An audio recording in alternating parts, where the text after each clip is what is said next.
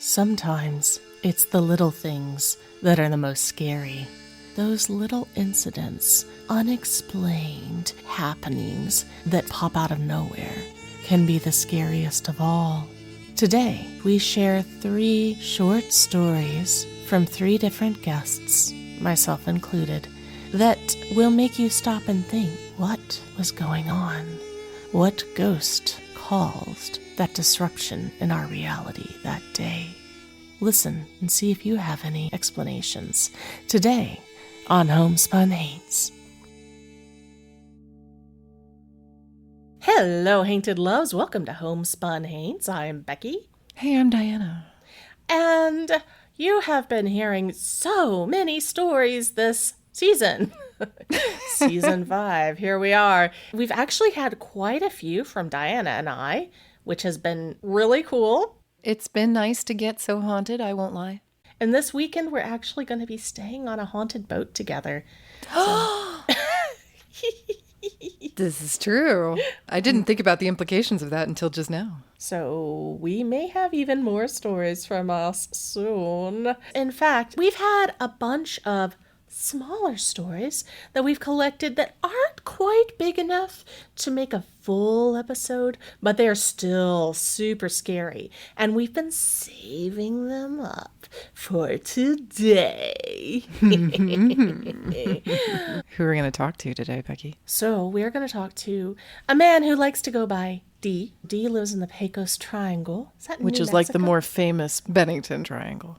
But the Bennington Triangle's in Vermont, but the Pecos Triangle is New Mexico. out west. It's an odd area, very much like a lot of these other triangles we have throughout the world, where there's a large swath of land that isn't really very populated and mostly park, and people go disappearing without explanation. There's UFO sightings, there's ghosts, there's strange activity, there's portal activity, there's time slips, all of that. That's where D lives. In the Pecos Triangle. So he's got a story for you. And then we're also going to hear from Sledgehammer. We're going to hear from Ken Sledge of Sledgehammer Horror. He is one part of the Sledgehammer Horror channel, which he does with his wife, and it's a really, really cool YouTube channel. He, of course, has a ghost story, and this is going to be one of those stories that will remind you of those 90s scary movies you used to watch, and you're like, don't go in there, don't go in there, don't go in there. He went in there. So that's... Yes, indeed. If you've ever thought about coming on our show, but you think, oh, my haunting isn't big enough to create a whole ghost story episode about, well, let this be your inspiration. Think about if these tiny little spooky things happened to you, would it be significant? Would it mean something to somebody else? Well, Haunted Loves, does this mean anything to you? I bet it will. And the third part of our the third part of our triple feature will be featuring me. It's Becky. Well, it's actually not my story, which is why it could not be a full episode. It's a story of my family and a particular haunted object, maybe. Mm-hmm. So many haunted objects in your family, Becky. I know. I don't know why that keeps happening. Is it because we hoard antiques, or is it because we're just haunted people ourselves? It's probably Florida. I'm guessing it's just Florida. Maybe. Before we bring on our guests, we do have a patron to give a shout out to. Hey. You're going to love our newest episode. It has something to do with lifting your skirt at a demon. We want to give a big welcome to Chelsea. Thank you so much for joining our Patreon. Hey, Chelsea. As Diana said, you're going to be getting an episode about... Crash course in strange genital horror. Congratulations. Yeah, welcome to our Patreon. We're sorry. We talk about things on there that we cannot discuss on our regular episodes, but we can for our patrons who receive lots of bonus content. Also, we have this big goal right now. We're trying to reach 100 patrons by September 1st, because if we do, I will fly to Tulsa, to Diana's haunted house. Hey, you better do it. You better do it. Come on. We want her to fly to Tulsa. We will live stream opening the secret haunted portal. Secret passage. Portal. It's a portal. I'm sure it's a portal. Secret secret box in the wall? dumbwaiter in Secret Diana's laundry chute? We don't know. We Whatever don't know what it it is. is. It's It's been a been secret boarded for a up long for- damn time. Over 40 years, yeah. Several psychics have mentioned that they think the thing that's causing Diana's hauntings is in this passage. And the We EMF will- meter totally agrees. Diana's afraid to open it, though, because she's afraid of getting hantavirus. Or any haunting, really. I don't need to get any more haunted in that house. No, I've thank been you. exposed to enough rodent droppings this year that I'm not worried about it, but we will probably look like the Ghostbusters in our hazmat suits opening this thing up, but we will live stream it for you only if and only if we get 100 patrons by September 1st. So thank you, Chelsea, for helping us get one patron closer to our goal. Welcome, Chelsea. The rest of you, if you're not a patron, this commercial's for you.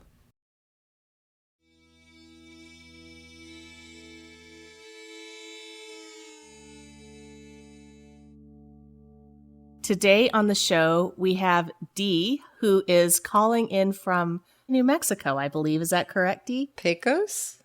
Close enough. So, Dee, thank you so much for coming on the show. I understand that you live in a haunted house. There's definitely some weird things happening here that are interesting and fun and weird and sometimes aggravating. That's every ghost, right? You know, they got to have a very holistic approach to their hauntings. So, how long have you lived in your house? I've been here for about a year. Oh, okay. And already you've got a lot of activity. It gets worse over time. Oh, no.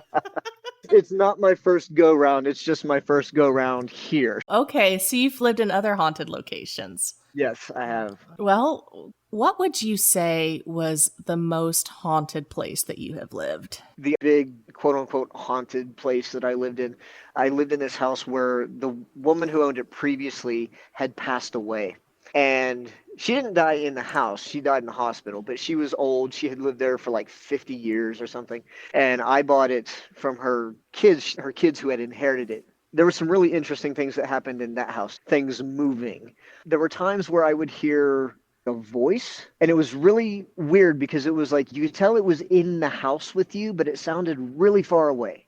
But you could tell it was inside. It wasn't like a noise out on the street. It was in the house with you, but it sounded like it was coming down a tunnel or something. It was far away, but right beside you. It was kind of weird. And I could never make out what it was saying, but that happened there several times. We would leave and we would come back and there would be lights on that we hadn't left on, that kind of thing.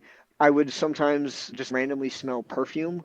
Nobody in the house wore perfume. When I was with my girlfriend, she never wore perfume. And then she moved out because we had split up. She moved out and then there was nobody to wear perfume. But it would be this floral scent that would all of a sudden just like show up and it would be noticeable. It wasn't like a little thing that you could just brush off. It would be like, oh, holy cow, wait a minute. What's that smell? Where's that coming from? You know what I mean? Like it was really obvious. But the big thing that happened in that house, I was going to school. I was a photography student and I was doing this project. I was kind of going for like a creepy, weird kind of aura for it. This was when my girlfriend was still there. I was coming out to get ready to go pick her up from work. And my car, I always parked my car behind the house in the alley. And there was a tree, a huge tree that went over the car. It stretched out across the whole alley.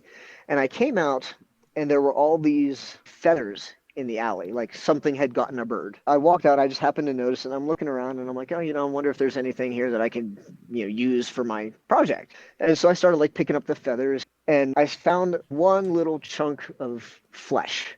It's just a small little chunk of flesh and it had a little piece of a leaf stuck to it, but it was clearly from the animal, whatever bird had gotten attacked. I assume it was probably attacked by a hawk. Either that or a cat, one or the other. But at any rate, there were feathers and this one little tiny hunk of flesh laying in the alley. And I was like, oh, this is great. I can use that, especially the little piece of flesh. I'm like, this perfect. That'll be great for my project. So I gathered everything up and I went in the house and I grabbed a plastic bag and I threw everything in the plastic bag and I put it on top of the refrigerator. And then I left to go get my girlfriend. When I came back, as I'm driving down the alley, I see feathers in the alley, and I had picked up all of them. I see feathers in the alley, and I was like, my first thought was, I know I got them all. I know I picked them all up. And then I thought to myself, well, okay, whatever it is dead is probably up in the tree, and maybe just more feathers fell, like whatever it was must have still been eating it, and maybe I interrupted it or something. Maybe it was a fresh kill, and there's more feathers from that. I pulled in, I parked the car, I got out of the car, and I started scooping up the feathers because I'm like, well, but hey, more won't hurt. Grab a couple more feathers. Yeah. So I started grabbing more feathers, and as I'm picking stuff up, I come across a little hunk of flesh with a piece of a leaf stuck to it. And I stood there and I looked at it and I was like, no. And I looked at it like again, and I just like stood there and stared at it, and I'm like turning it over in my hand, and I'm like, that is no, it can't, no. You know what I mean? Like, but it was distinct. Like it was a little piece of a leaf. It looked the same. It was the same size and everything. I was like, it can't be. And I went into the house and I grabbed the bag off the refrigerator. Now nobody was home when I wasn't there. She was at work. I was going to get her. The only living beings in the house were the dogs, and they can't reach the top of the refrigerator. I went in and I pulled the bag down off the refrigerator and I opened it up, and sure enough, there were fewer feathers in it than what had been there. And I rooted through the whole bag, like I emptied the bag out, and that little hunk of flesh was gone. Whoa. Oh. Found its way from the top of my refrigerator back to the alley again. That was creepy. So I went back outside. I took it all outside. I sat down on my back stoop, and I just called out the woman who had owned the place because I'm like, okay, it's got to be her. I was like, okay, look, I realize what I brought in the house was kind of gross, but I need it for a school project. I was like, so I'll make you a deal. I was like, I need to keep it because I'm going to use it for school, but I'll leave it out here on the back porch. Please don't mess with it. She's like, I'll promise you, I won't bring it back into the house. I won't bring nothing gross into the house anymore, but please leave it out here so that I can at least use it for school. And it stayed where I put it on the back porch. Never moved again. I think she just saw what it was and was like, no, like not in my house. It sounds like almost every place you've lived, something has been happening. Now that I'm here, stuff's happening again, and it's funny because the place that I live in now is only 14 years old. It's still pretty new, and there's only been one previous owner, and nothing happened to him. He moved away. It's funny to me just that something would be happening in this area, and it caused me to start looking into the history of the area and stuff like that. From what I've learned is there's apparently a lot of weird stuff that happens in this area, and it goes back probably thousands of years, but at least hundreds of years that we have written record of, where the Native Americans, when the Spanish first came into the area, the Native Americans would warn them about the forest and, like, be careful going up there or don't go up there. Like, weird stuff happens up there. It's always been a thing. It's always been this area. The first thing that started happening here was, and this one I just chalked up to wiring. The lights would occasionally flicker. It wouldn't be like a whole house or whatever necessarily. It would be like a lamp or something weird. But I'm like, yeah, I just chalked it up to wiring. And then I want to say I got a puppy in August, and then I quickly realized, okay, he's going to run the older two dogs ragged. So I was like, okay, he needs a playmate his own age. So I got the Pyrenees puppy, and then I got a Doberman puppy. So I got 3 puppies. I feel like after they came along was when stuff started to get weird. So I don't know if just that extra exuberant energy, I don't know what it was. But the first thing that I noticed that really made me go, okay, wait a minute, something weird is going on. Was in the middle of the night, there would be a bang on the bedroom door. Ooh, and it was creepy. like a good solid bang. And the dogs would all wake up and just start barking. I know it's not them, because literally all of us would wake up. And that started happening, I want to say maybe like once a week-ish. It happened a lot. Then one of the bedroom doors doesn't latch properly. I had some stuff in there, and I didn't want the dogs to get in there and get into stuff. So I got like a hook and eye lock, and I put that on the door. And I think it was the first time, as soon as I put it on the door, I left to go to the store. And the smaller puppies I would put in cages because they weren't housebroken yet. The 2 older dogs I would leave out. And the first time that I left the house after having put the hook on the door, I came home and the door was open. If they really wanted to, the dogs could jump against it and pop the eye out of the door. like the actual eye itself would have popped out of the door, but that's not what happened. It was actually unhooked. The eye was still in the door, the other eye was still in the wall, in the door frame. It had actually been unhooked, and neither of those dogs is tall enough to reach it. And that happened twice. I think that happened twice, where I had gone to the store and I came back and the door was unhooked and open. It was definitely weird, but nothing else is disturbed. Nothing else has been touched. Everything is just normal. It's just the door's open that I know I latched because I didn't want the dogs in there. Then the next thing that I noticed, we were standing in the living room one day, and I was in the doorway between the living room and the dining room. Two of the puppies and two of the older dogs were in the living room and laying on the floor. And the third puppy was on the couch, and he was asleep. I'm standing in the dining room facing the dogs, and all of a sudden we hear this like galloping sound. It's the best way I could describe it. It was the same sound that the puppies make when they chase each other through the house. And it was like, and it started right in the middle of all four dogs. And it took off from there across the living room and into the master bedroom. And they all freaked. And they chased it. They chased it into the bedroom trying to catch it. What was that? You know what I mean? Like, I don't even know what to think on that one. You know, it was like, that was just so out there because all six of us, technically 5 dogs and me, all of us heard it. It wasn't any of us. We were all standing there looking at each other, and all of a sudden, bam, there it was. It was insane. They freaked, and they chased it. They tried to catch it. And of course, like into the bedroom, and they lost it. They couldn't figure out where it went. And a few nights after that, I was watching a YouTube channel. There's a local guy that goes out and hikes the trails and talks about the wildlife and the plants and stuff like that. One of his episodes for his show, he had done a Halloween special. And during that special, he came to the area that I live in because he goes like all around the Santa Fe area. And he came to the area that I live in specifically. And he was talking about having lived here himself in the past. And he said that he'd lived here a couple of times. And every time he had lived here, he said weird stuff would happen in their house too. Like the TV would come on or lights, like that kind of stuff. So I know it's not just me. This is an area where there are a lot of people. I mean, I live in a national forest. A lot of people have gone missing. There have been a lot of like plane crashes and stuff like that here. And it's all stuff that you can research. I've started kind of digging into it a little bit here recently, and it's the area. There's something that goes on here. Do you mind if we say what area you're in? I am in the Pecos Triangle, is what they call it. It goes from Santa Fe to Las Vegas, New Mexico, and north. It encompasses the Santa Fe National Forest for the most part. So what are your theories? Could it be that the forest is really dense and the terrain is treacherous and there's a Bigfoot or something that eats the bodies? What do you think was happening? As far as the disappearances, I tend to lean much more toward the realm of what's quote unquote normal. So I'm like, okay, these people got lost and then they just died in the woods, that kind of thing. There's definitely some weird circumstances surrounding some of them, like the woman from Stillwater. There's a monastery here, and she was coming out to the monastery to do a retreat. And she had been there before. She'd been there multiple times before, so she knew where she was going. She was familiar with the area. And they found her car way down the road beyond the monastery. And the monastery, if you don't know the town of Pecos, the monastery itself sits right on the outside of a curve.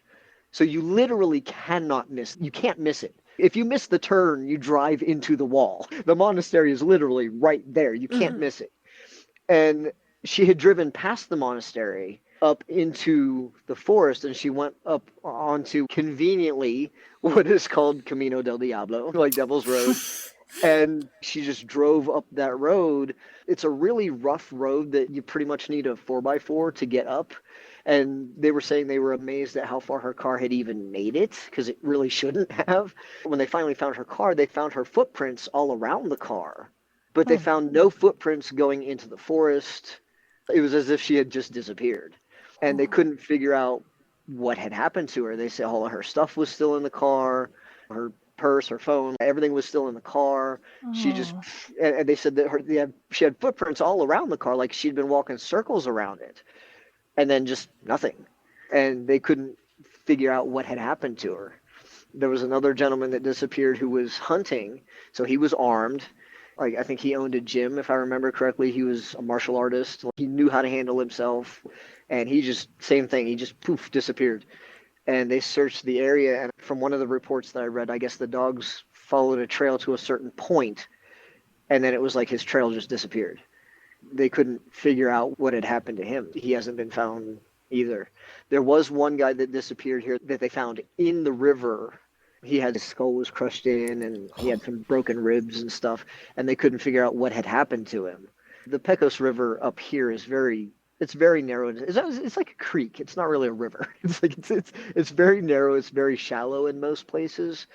So like nobody really knows what happened to him.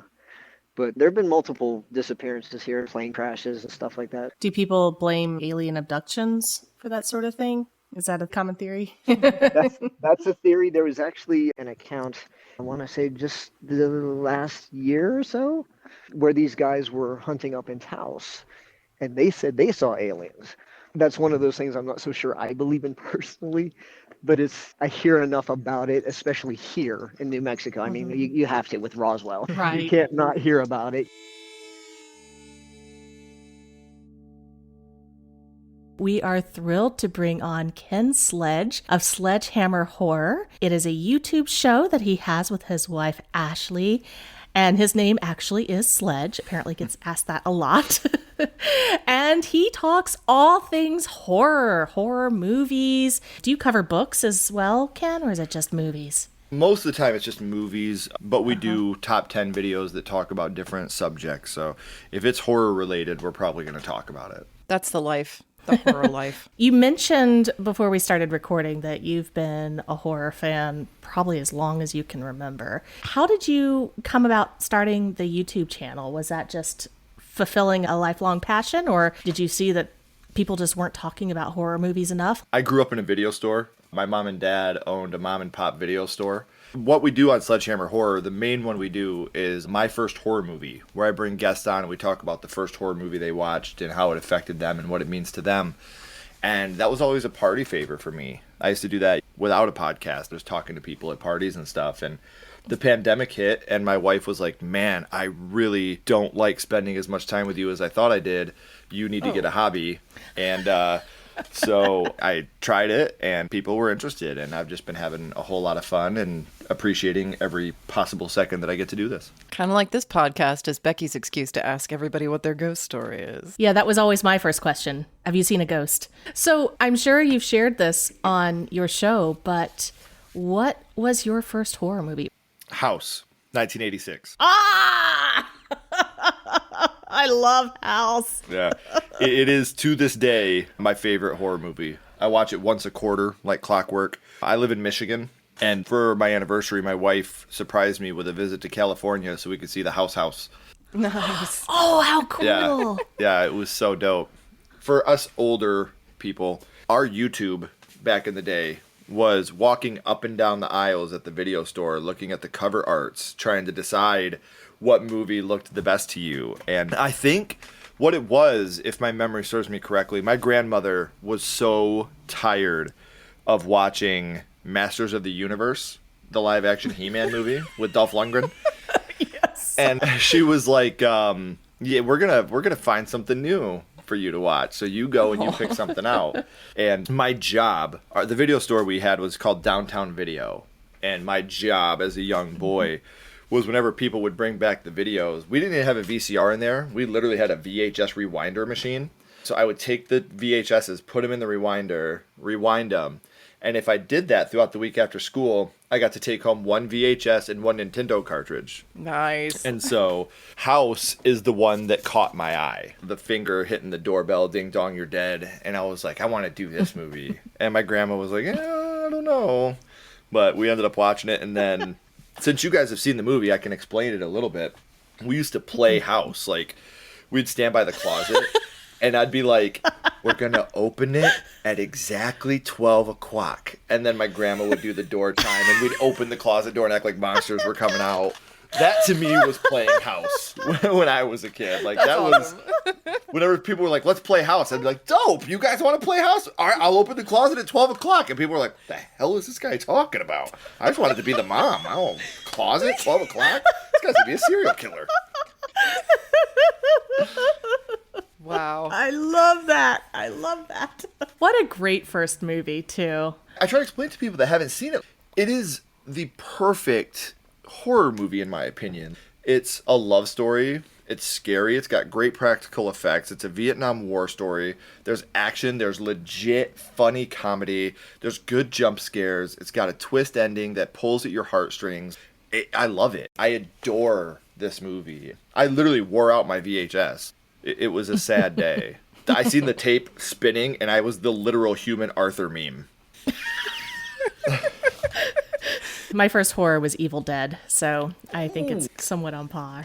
Like the OG, like the first Evil Dead? Yeah. I still need to get you guys on to talk about your first horror movies. Like, I'm super stoked on that. I have no idea what my first is. I'm going to have to literally go back through dates to see which one I watched first. The only first I remember was watching a scene out of Leprechaun when I was very, very, very small and being a little traumatized before my mom found me and took away the remote control. That's like the first, so I don't know if that counts. That's awesome. I remember getting scared by a Vincent Price Tilex commercial when I was 2. You can't help it. For me, it was literally the opening of 60 Minutes, that dun dun dun dun. I was always like, nope, I'm out, I'm gone. This is stupid. Yes. I don't know what it was. That always scared me so bad. I still have like PTSD about that damn opening.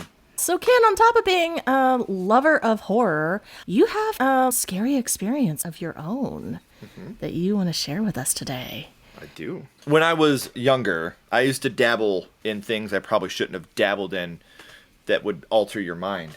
And me and some buddies were dabbling, driving around, and in our town, we have this house that is notorious for being a haunted house, and it's called the Staup House, S-T-A-U-P. The urban legend around this house is when the Civil War happened and slaves were escaping to the north, Mr. Staup, who lived in this house, refused to let slaves go. And he would continue to beat and kill. Rather than let them walk free, he was just murderous and evil. Just pure, unadulterated evil. And we were at the house one night, and obviously we're young punk kids that have been dabbling in things that would alter your mind. We get there, and we're already being obnoxious idiots. We were there with someone that was sensitive. And she's like, not funny, knock it off, show respect. A lot of bad things have happened here. I was like, piss on your respect. This place is as scary as a ham sandwich with no crust. There's nothing intimidating. So we go to this door, I swear to God, and I'm turning the knob, and the door will not budge. It will not budge at all. And we're being young, stupid idiots. We're yelling and being disrespectful. My friend Kyle, he runs and jumps and kicks this door, and nothing happens. And we're like, screw this, let's go to the basement, you know? Because in our minds, we're like, this guy killed people. Maybe there's like bones or something we can find. Or maybe like some gold, you know, something. I don't know. Like, we're altered minds. We go to the basement, we're looking around, we're, ooh, scary ghosts. Being young punk kids and shit. And we search the basement, we don't find anything. We walk back upstairs, and that fucking door was wide open. The door that I had just turned the knob and pushed on. My friend Kyle ran and jump kicked, and it wouldn't budge, was wide open. The hinges weren't broken. The door was just literally wide open.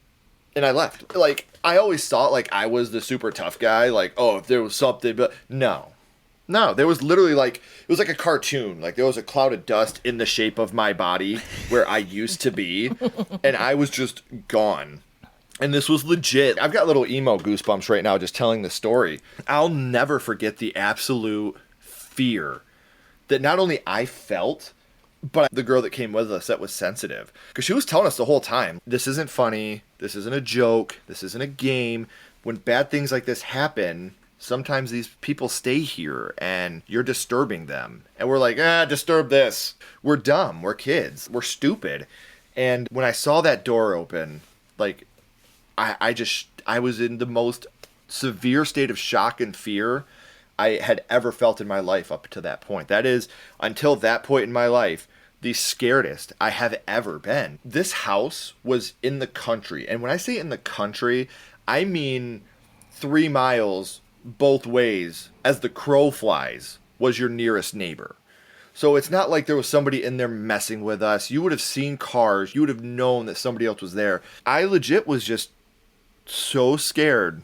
And I've had nightmares about that night ever since. I'm not trying to be facetious or anything, but how can I possibly explain this in a logical way? There's so many different logical explanations as to what could have happened. The door could have been jammed, and after everything, it popped open. There could have been somebody there messing with us. Maybe I didn't turn the knob enough in my altered state of mind, but I am telling you, none of that is the case. That's not the case. I turned that knob. I rammed my shoulder into that door. Kyle literally, like Marty Jannetty, drop kicked this door. Like, he kicked the door. We were like, we need to get in this room because it's the only one that's got a locked door. And we're like, well, let's go to the basement. And then when we went upstairs, our goal of going upstairs was to go around the outside. Kyle was literally going to put me up on his shoulders. We were going to break the glass and go in the house. And the girl that was sensitive the whole time was like, no, you're not. So this was a door on the inside of the house? Yes. You walk in and it looked like that was where the kitchen area was. And then you went to the left and it was maybe like a dining room. And then right there was this bedroom that was locked. And there was a bunch of other doors right there too, but they were all open. I can still clearly remember the interior of this house. Like, I remember it perfect. The house has been torn down because people kept going and trespassing and things like that. But it's just something that when I die, if I get the chance to like relive moments of my life, that will be one. And I'll be like, God, before we watch this, asterisk, forgive me. But I need to know what was on the other side. Because we didn't even look. Nobody was brave enough to stay.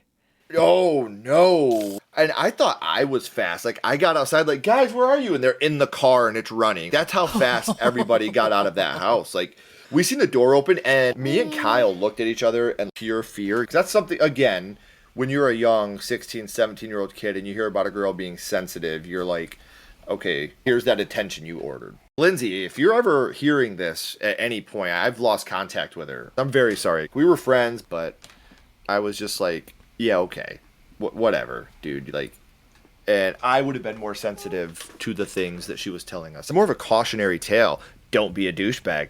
We're all silly kids at some point, and you just got to remember that it gets better the older you get and the more mature you get. You can look back on these things and genuinely feel stupid, but at the same time, you have to use these experiences as a learning experience. And if you can't use it as a learning experience for yourself, these are things I've taught my kids: respect for the dead. If you talk to somebody that talks about how sensitive they are, it's not a joke and it's not funny. So in your wildest dreams, what do you think? I know you don't want to see what was actually there, but what do you think was in that room? Speculation only. I genuinely, with all my heart, believe that when you cross over timelines, that it's not linear. It's not straightforward. I think that there's bounce back. I think that something evil was happening in that room. And maybe I went into a memory that somebody had at that time of when they were locked in that room being abused, beaten, belittled. And when we went in the basement and came up, Mr. Stopp had left the room. Maybe we went in the basement at the right time. Maybe if we would have stayed up there and that door would have opened while we were up there, it wouldn't have turned out as good for us. There's all these different things that play through my mind, and that's the one that I think that I've always stuck with, is there was something bad at some point in time happening in that room, and we were there in that memory or in that speck of time that this evil thing was happening to this person that didn't deserve this evil thing happening to them. And on the other side of that door, what do they hear? Douchebag kids laughing and making jokes. So that evil that was in that room maybe manifested into something else. Maybe that person became a darker version of themselves. And I'm serious. Maybe we went in the basement at the right time. And that door opened and the memory was over and the douchebag kids outside weren't there. There's so many different possibilities as to what could have happened. And you think about them and it gets even more worrisome, more anxiety filled. Because you know that bad things happen there. We look and we watch the darkest and dirtiest things, but we could never fathom hurting another human being that way. for no reason. It could be that your presence there broke a cycle. That may be why the door opened. Ooh. Maybe you freed somebody. I like that better. I'm going to go with that from now on. That's not inconceivable. So there was a evil occurrence replaying in that room that you distracted the slave driver long enough to distract him, get him out of the room. Yeah, maybe he was like, who are those douchebags? I'm going to go beat them next. And he walks out the door And we're gone. and breaks the cycle. This is a good thing to kind of point out, is that people who don't get horror movies assume that horror movie junkies are violent people who think harmful thoughts or think about harming people or fantasize about harming people. No, otherwise it wouldn't be scary. Right. I actually think the opposite. And again, I don't have a degree in psychology or anything like that, so don't take my word as gospel. But I feel like if you watched horror at a young age and you got education to go along with it, just like everything else, you have to have education to go along with what you're doing, whether it's horror movies, sex, drugs, alcohol, whatever. You have to have education to know right from wrong and what you're doing. I feel like if you watched horror movies at a young age and had the proper education, that you're more grounded in reality. Because you know the difference between fantasy and reality. You know the difference between fact and fiction, and you're able to watch it and understand it. The people that are hidden from it, that watch it at an older age, might not get that education to go along with it because they just assume you're older now. You'll understand. And they're the ones that don't quite comprehend what's going on because they never got the education to go along with it, because they just assume you'll understand Art the Clown sawing the lady from the crotch down. You'll get it. It's fine. But I just feel like you're right. That stigma that comes along with horror fans, it's a bummer. It really is, because I'm telling you, a lot of the horror fans I know are the sweetest, kindest, most empathetic people you could ever hope to meet. And the great thing about horror is it doesn't matter if you're black, white, male, female, gay, straight, Republican, Democrat. The minute that you say, I love Freddy Krueger, I'm going to say, welcome to prime time, bitch. Like, there's that connection there, and nothing else matters. You've been listening to Ken Sledge of Sledgehammer Horror, which is a YouTube channel where Ken and his wife, Ashley, pick apart horror movies and interview guests about their first horror films and talk about behind the scenes. And we're going to be linking to that in the show notes, so definitely check that out. It's really a lot of fun to watch. While you're watching YouTube, we actually have a YouTube channel too. We are not as active on it as Ken is, but you can go to youtube.com/homespunhates. Ken, once again, thank you so much. It was so much fun to talk to you. It's great to finally connect with you. It's been more than a pleasure for me. Thank you guys so much. And I think we all learned something. Don't be a douchebag to evil. Don't be a douchebag. Yes!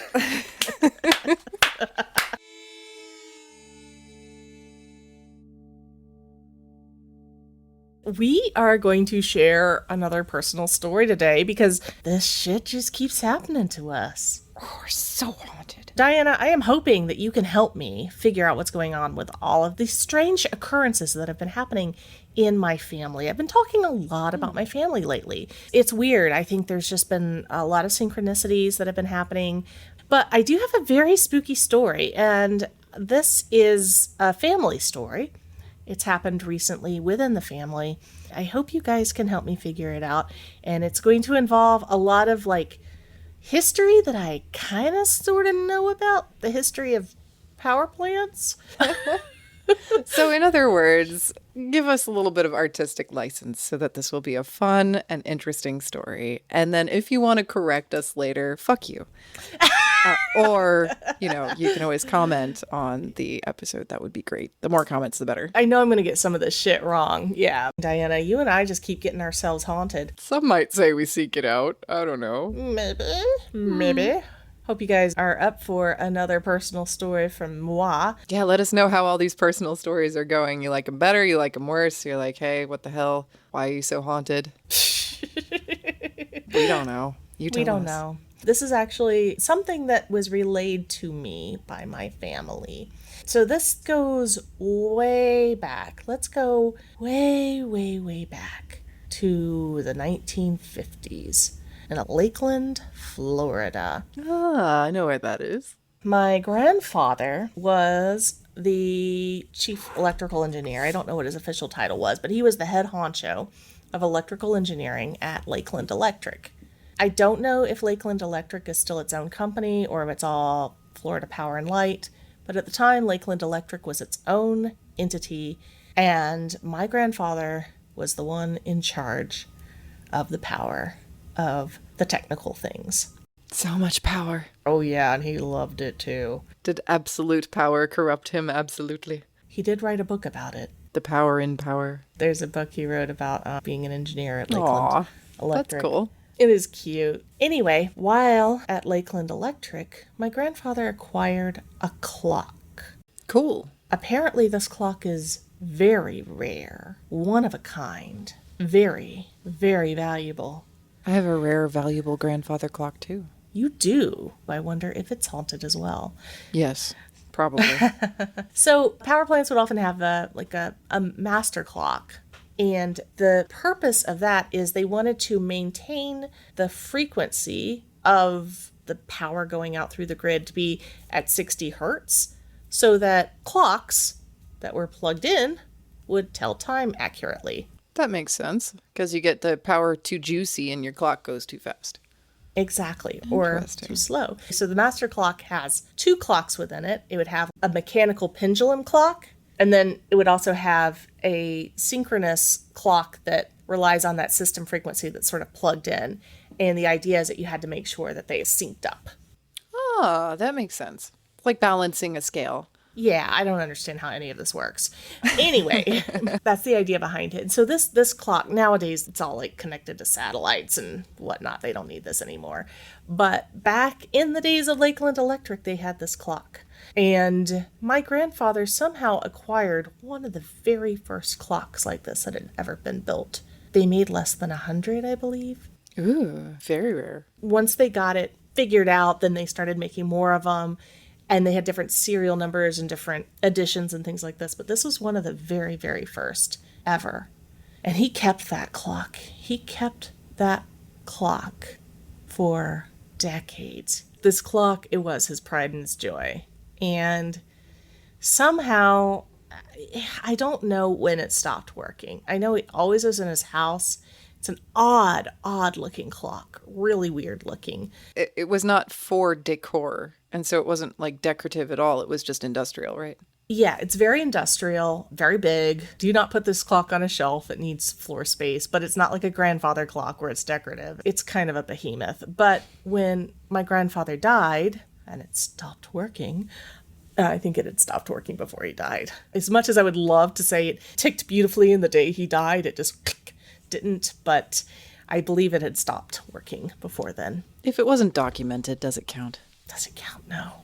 I just know it was not working when he died. And when he left his home and moved into assisted living near my parents' house here in Georgia, the clock came with him. It couldn't go into the assisted living, so it went to my parents' house. Oh, okay.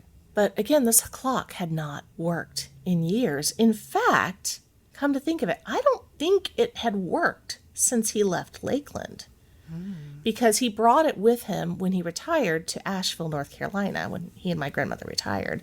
And I don't think I remember it ever working. It just kind of sat in a corner and taking up space. Yeah, that's what my clocks do too. Anybody interested in buying a $20,000 antique rare grandfather clock that should be in a museum, hit Diana up. You have to come pick it up.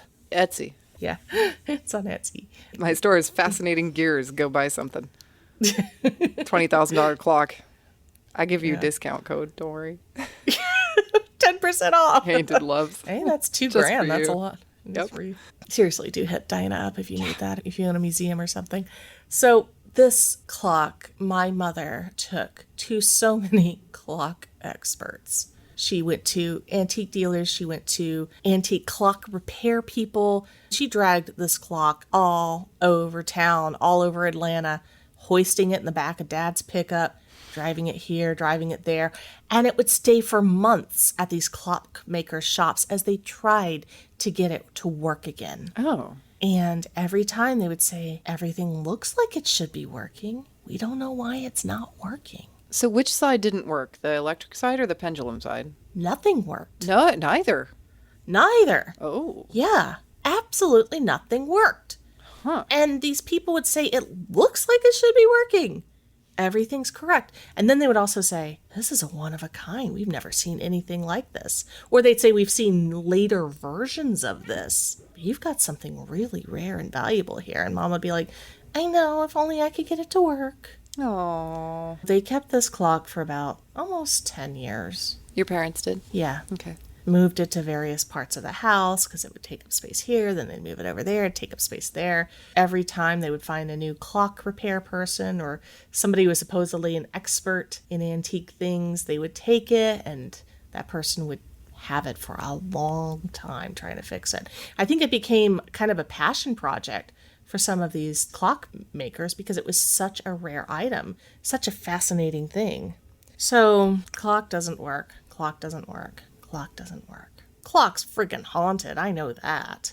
Well, it must be. Nothing's more demonic than the combination of electric plus a pendulum. That's insane. Yeah, that's just inviting something weird. I'm wondering, what the hell is the deal with this clock, Becky? My grandfather dies. My mom still can't get the clock to work. My uncle comes up from Lakeland, my grandfather's son, my mom's brother. And she says, you want this clock? It's worth a lot, but I can't get it to work. And he says, sure, what the hell? So he loads it in the back of his RV and he drives it back down to Lakeland. He brings it back to Lakeland, Florida, where it was originally from. And my uncle has built a house on the original land that had belonged to my grandfather's mother, where my grandfather grew up. This house has some weird energies to it.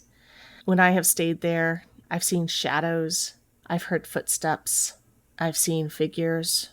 My uncle and my aunt pull the clock out of the back of the RV, they bring it into the house, and they set it up in the house that stands where my great-grandmother's house once stood.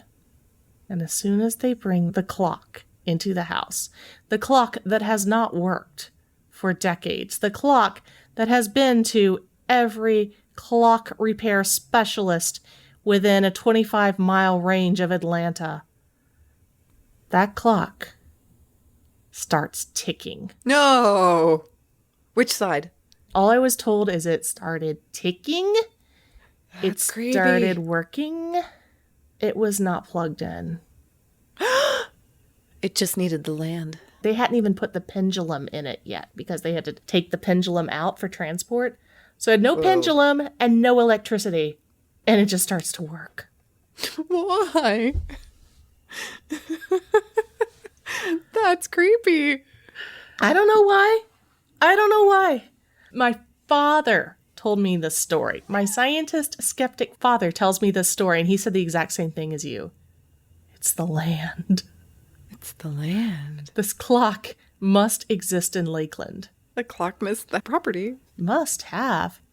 I want theories. I want theories as to what's going on. Paranormal only. I'm sure we can explain this scientifically. Maybe. I don't know. Can we? I don't know if every clockmaker in town has tried to fix it and run up short, and there's no reason it shouldn't be working, except it can only work in this property in Lakeland. Yeah. Is it that the clock needs to be in Lakeland in order to work, or is it because there's so many ghosts in this property that they can make it tick? It's got to be the ghost, because if there was no pendulum in there and it wasn't plugged in, there's no reason why it would suddenly start to work if it had fixed itself suddenly, jostled something on the drive down that made it work again. That wouldn't make sense if it wasn't plugged in and there was no pendulum. Well, and also, like, if it was just needed something jostled, you'd think the people that took the entire thing apart and put it back together several times Might have jostled something. Yeah. might have gotten it to fix. My father told me that the clock started working again. I was like, wait, are we talking about the same clock? Because I remember the ordeals that Mom went through trying to get this clock to work. And just boom, set it down. Tick, tick, tick, tick, tick, tick. I bet your mom was so bad. She spent so much money trying to get it fixed, and then it just needed to be taken back to Lakeland. Yeah, she was. She was not funny. thrilled. She's like, that's all it took. I should have tried ghosts the first time. Yeah. Wow. So nobody had ever transported this clock back to Lakeland before. It moved all around the country, but not back to Florida. Right. Until your uncle brought it back. This is the first time it's been back in Lakeland since my grandfather retired. I barely remember their house in Lakeland, so it must have been early 80s when they retired. Okay. What a neat clock. I hope that your clock is more haunted than my clocks, because I don't think any of my clocks are necessarily haunted, but I do have clocks that are over 300 years old. So if any are going to be haunted, probably that one. But if you'd like to buy it on Etsy, you could find out for me. Becky, what a story. What a family saga. Is there anything else that's been in your family this long that's obviously haunted? Is this like a family legacy of haunted objects, or just this one particular clock? I'm sure everything's haunted. And we have a lot of really, really old 100-year-old books. I'm sure have some stuff going on. There's an old photo of the house that I mentioned before it got torn down. It's my great-great-grandmother and her kids, including my great-grandmother. And they're like, old-timey long dresses, bonnets, boots, in the hot Florida sun. Standing in front of this house. I do know that the glass was always broken in that picture. Couldn't seem to ever get, like, it would I don't know, something about it kept falling off the wall or something.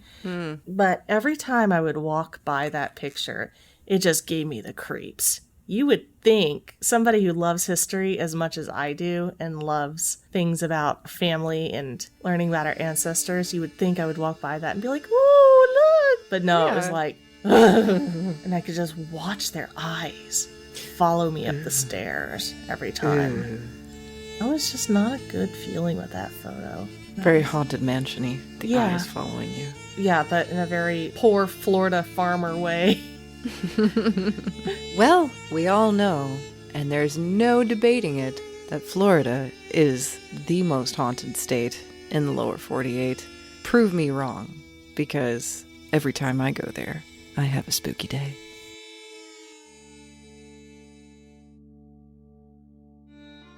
Homespun Haints is hosted by Becky Kielimnik and Diana Doty, and produced by Homespun Haints Media LLC. Editing and music by Becky Kielimnik. Show notes by Diana Doty. If you have a ghost story and you'd like to be considered as a guest for this podcast, please visit our website at homespunhaints.com/submit.